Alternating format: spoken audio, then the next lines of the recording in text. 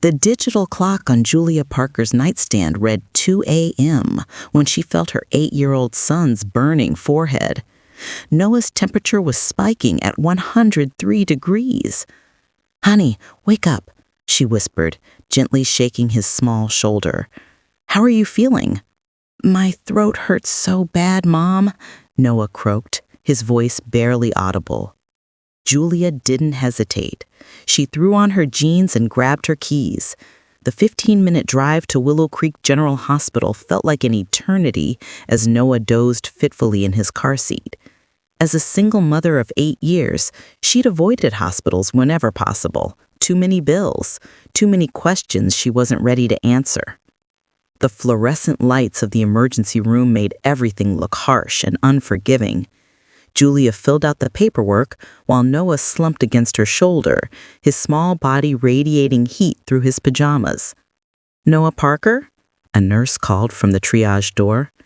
Julia's heart hammered as they were led into examination room 3. When the door opened and the attending physician stepped in, time stopped. Dark brown hair, those same serious green eyes, and a smile that had once made her 17-year-old heart skip beats. Dr. Daniel Hayes, her high school sweetheart, her first love, the man who had left Willow Creek 10 years ago for medical school, while she stayed behind, her scholarship dreams shattered by a family crisis that demanded she remain home. "Hello," Daniel said, his voice carefully professional, though he caught the flash of recognition in his eyes. "Hi," Julia managed, focusing on settling Noah on the examination table.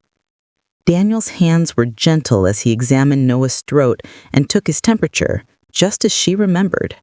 But when he glanced at the chart, at Noah's birth date and age, something shifted in his expression. A puzzled look crossed his features, followed by something deeper, more unsettling. "His tonsils are quite inflamed," Daniel said, his voice steady despite the questions clearly racing through his mind.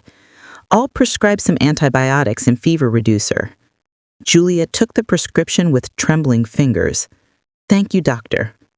As they left, she could feel Daniel's gaze following them down the hallway, and she knew that look held far more than professional concern. It held the weight of questions that had been 10 years in the making. 3 days later, Julia woke to Noah's fevered whimpering at 4 a.m. The antibiotics weren't working. His temperature had spiked to 104 degrees, and his breathing was shallow and labored.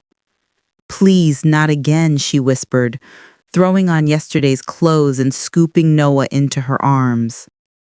The drive to Willow Creek General felt even longer this time, Noah's small body trembling against her chest. The night shift nurse recognized them immediately. "Room 4 is ready, honey," she said with a knowing look that made Julia's stomach clench. When Daniel walked through the door, his expression was grave. Gone was any pretense of not knowing her. His green eyes held the weight of their shared history as he immediately began examining Noah.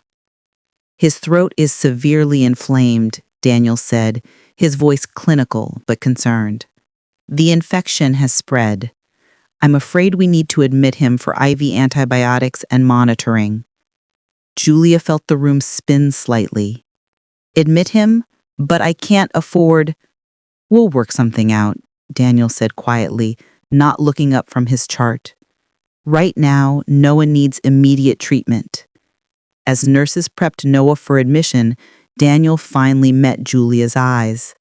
The silence stretched between them, heavy with 10 years of unspoken words. "You look different, Daniel," he said finally. "Since high school, I mean." Julia's jaw tightened. The memories came flooding back, standing alone in the school hallway while classmates whispered about her family's financial troubles, about why she couldn't afford the senior trip, about why she worked 2 jobs while other kids partied. And Daniel, who had been too scared to defend her when it mattered most. "People change, Daniel," she said, her voice steady but cold. Life has a way of forcing you to grow up fast. He flinched at her tone. Julia, Dr. Hayes, a nurse interrupted. We're ready to move the patient to pediatrics. Julia watched as they wheeled Noah away, his small hand reaching for hers. In that moment, she felt as vulnerable as she had at 17, but this time, she had more than just herself to protect. She had Noah, and that changed everything. Daniel stood beside her in the hallway, and she could feel him struggling to find words that could bridge a decade of silence. He said quietly, I never stopped thinking about you. Julia turned to face him, her eyes blazing. Then you should have stayed. The words hung in the air between them as she walked away, following the path to her son's room, leaving Daniel standing alone with the weight of choices made long ago. By the second day of Noah's admission, his condition had worsened. The infection had spread to his bloodstream, and Daniel's face was grim as he explained the situation to Julia. We need to perform an emergency tonsillectomy, he said, his hands steady despite the gravity in his voice. The infection is too aggressive for antibiotics alone. Julia felt her world tilt. Surgery? But he's only 8. I'll be performing it myself, Daniel interrupted gently. I won't let anything happen to him, Julia. I promise you that. Something in his voice, the same protective tone he'd used when they were teenagers, made her look up. For a moment, the years fell away, and she saw the boy who had once promised to take care of her forever. Okay, she whispered, signing the consent forms with trembling hands. The surgery took 3 hours. Julia sat in the waiting room, her hands clasped so tightly her knuckles were white, silently bargaining with God. Other families came and went, but she remained frozen in that uncomfortable chair, watching the clock crawl forward. When Daniel finally emerged, his scrubs were damp with sweat, his hair disheveled, but he was smiling. The surgery was successful, he said, pulling off his surgical cap. Noah's going to be just fine. The relief hit Julia like a physical blow. 10 years of held-back tears suddenly poured out, and she covered her face with her hands, her shoulders shaking with sobs she'd been holding in since Noah's birth. Daniel hesitated for a moment, then sat down beside her, close enough that she could feel his warmth, but careful not to touch her. He's strong, just like his mother, he said quietly. During Noah's recovery, something shifted. Daniel checked on him every few hours, even when he wasn't officially on duty. He brought Noah comic books and taught him card tricks to pass the time. Julia watched her son light up whenever Daniel entered the room, saw how naturally Noah trusted him. Dr. Dan says I'm his bravest patient, Noah announced one afternoon, his voice still raspy from the surgery. Julia's heart clenched as she watched Daniel ruffle Noah's hair with genuine affection. The tenderness in his movements, the way he listened to Noah's 8-year-old stories with complete attention, it was everything she'd once dreamed their life could be. 2 weeks after Noah's discharge, the cream-colored invitation arrived in Julia's mailbox. Willow Creek High School, class of 2015, 10-year reunion. She stared at it for a long moment before tossing it in the trash. But Noah, ever curious, fished it out while she was making dinner. Mom, what's a reunion? It's when old classmates get together to catch up, she said, trying to keep her voice neutral. Like Dr. Dan? He went to your school, right? Are you going to go? Julia paused, her hand stilling on the pasta she was stirring. For 10 years, she'd avoided these gatherings, unable to face the whispers and judgmental stares. But watching Noah's hopeful face, something inside her shifted. Maybe it was time to stop running. The Willow Creek Community Center was decorated with blue and gold streamers when Julia arrived Saturday night. She'd chosen her outfit carefully, a simple black dress that made her feel confident without trying too hard. She could do this. The moment she walked in, conversation seemed to pause.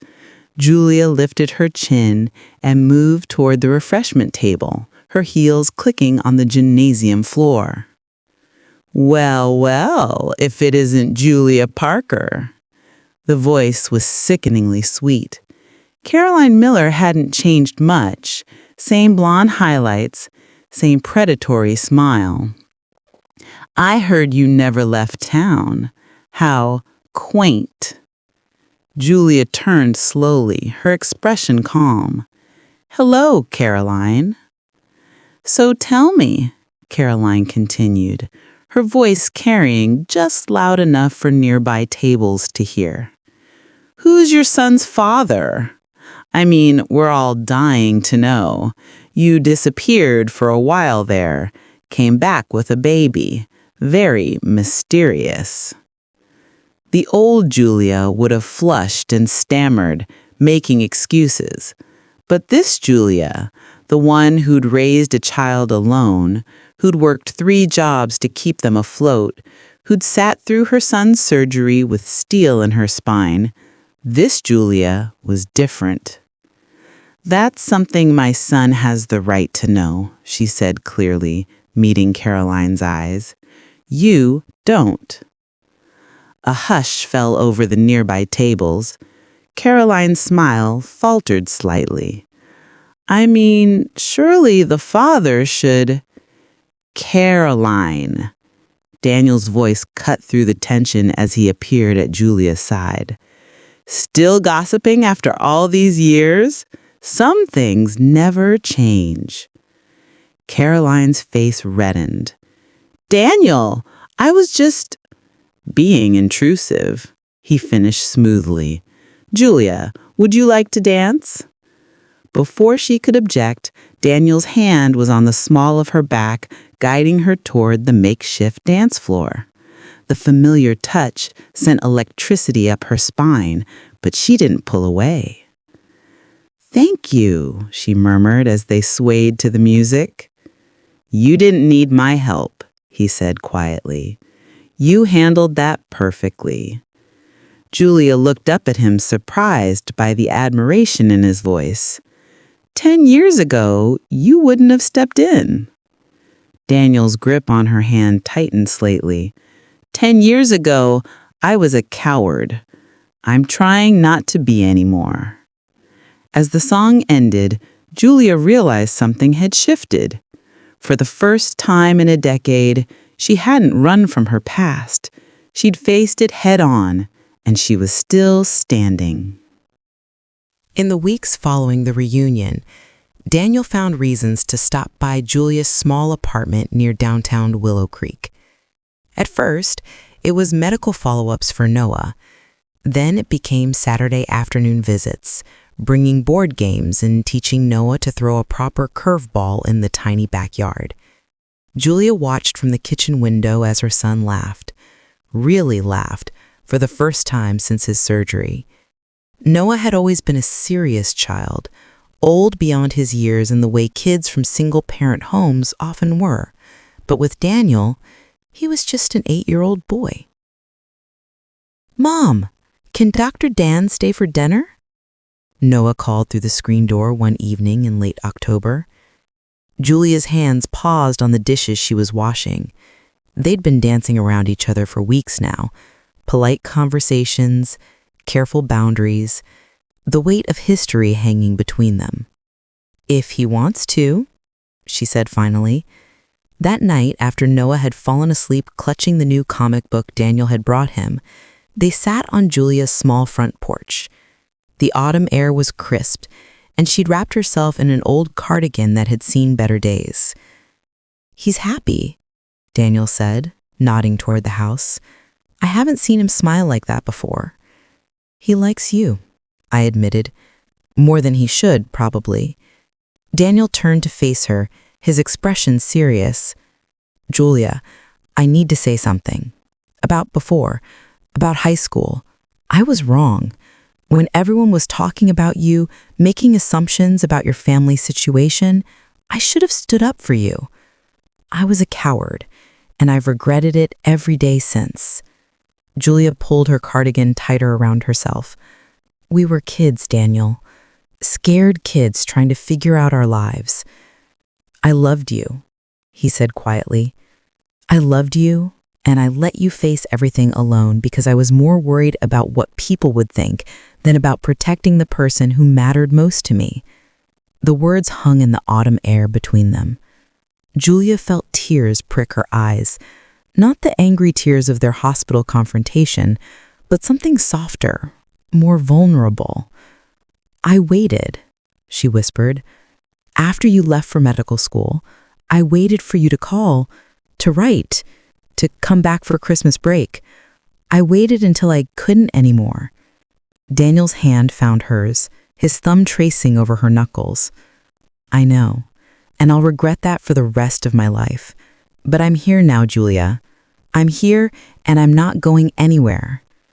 Julia looked at their joined hands, then up at his face. She saw the boy she'd fallen in love with at 17, but also the man he'd become. Steady, committed, ready to fight for what mattered. Noah comes first, she said firmly. Whatever this is, wherever it goes, he comes first. Always.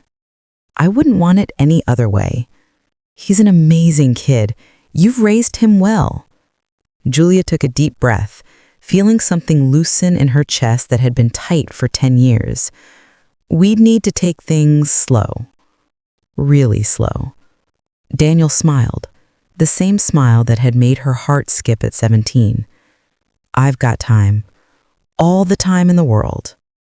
As they sat together on the porch, the Willow Creek River flowing softly in the distance, Julia allowed herself to imagine something she thought was lost forever, the possibility of a second chance.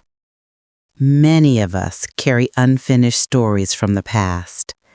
Have you ever reconnected with someone who once meant everything to you? We'd love to hear your story in the comments below. And if this story touched your heart, don't forget to like, subscribe, and turn on the notification bell so you won't miss the next chapter.